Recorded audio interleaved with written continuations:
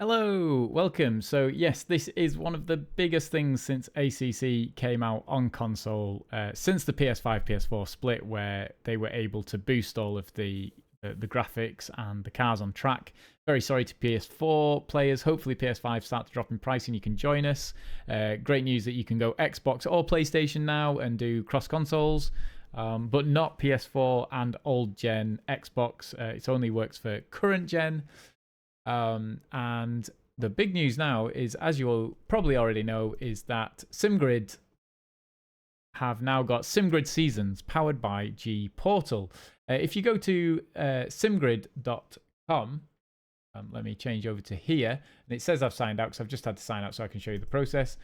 Come up to here to log in. Then you'll get your details on here, and you want to connect your Discord to it.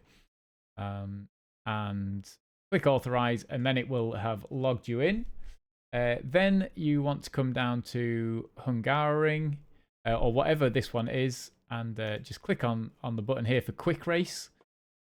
And you will get access to, this is all for free, this stuff, so you can come in and you can do quick race. You'll get a list of races, you'll get the one that's currently going on, and then you'll get the next one, and you will be able to sign up to anything half an hour away. So you should, I think they're looking to potentially extend that, but we'll find out.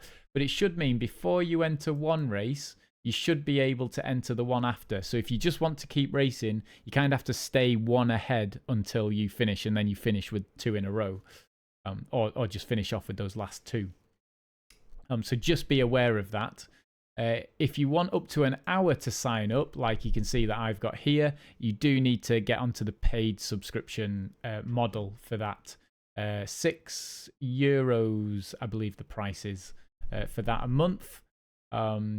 Which looking at it, I think it's going to be worth it, especially as it takes off. You may not want to jump in straight away, but the more people that jump in, the more it will be worth it for everybody else to jump in, and then the more it'll be valued at, because the player base will be bigger. So that's that. So in order to enter a race, I'm going to do this second one so that I can drop out because I don't want to stay in. Click on register. It'll confirm everything that's going on. Then you can choose PlayStation or Xbox. If you choose one that you've not got, it will open up and ask you for details. There's a link at the bottom here you can use to go and get your ID number. So the first one for me when I did it was my PSN and the actual text of the PSN. Then there's an ID that you need to get, and you click on this link. It'll take you to a site, and you'll put your ID for your Xbox or your PSN in and say, hey, get me the numbers, hit the tick, I guess, there for the Xbox One. And then you can copy that number and come and put it in and save it. And you only have to do this once. Once it's done, it knows your number and the number doesn't change. If you click the wrong one at the moment, it's just a small bug. You just have to refresh the web page and come back and select the right one. Once you've put it in, it will remember and you can just select it.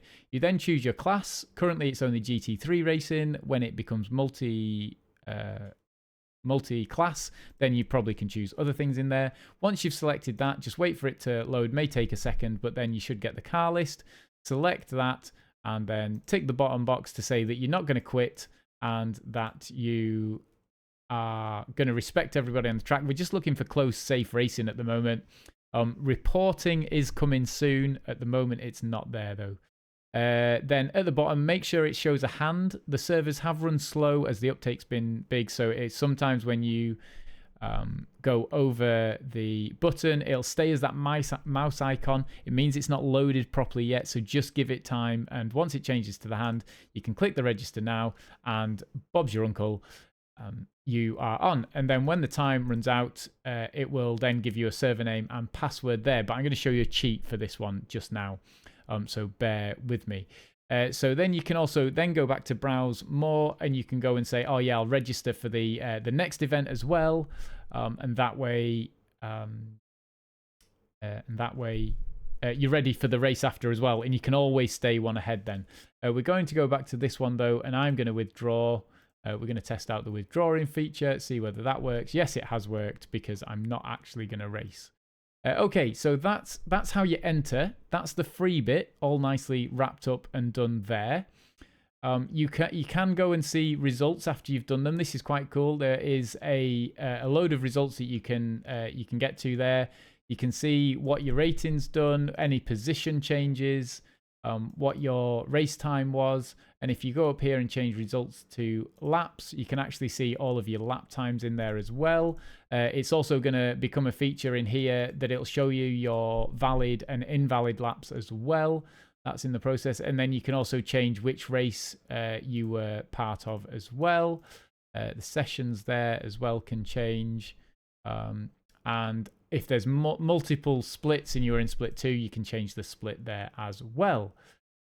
That is, I think that's everything there for that page. And you can click around and have a look for yourself. I can go into more detail later. I'm just trying to get this video out to be helpful.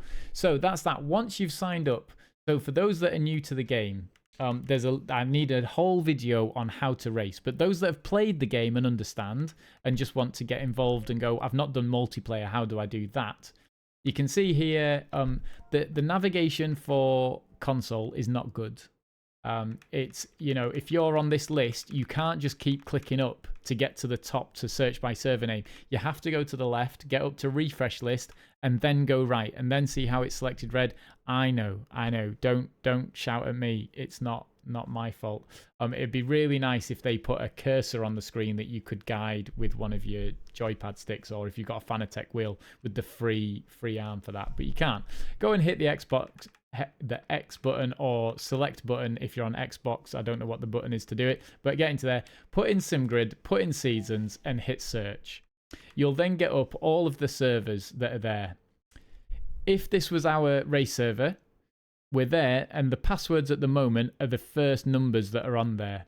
And the reason that I'm happy to tell the world this is because you can't enter unless you've entered on the website. If you've entered on the website, you've got access to the password, so it doesn't make much difference.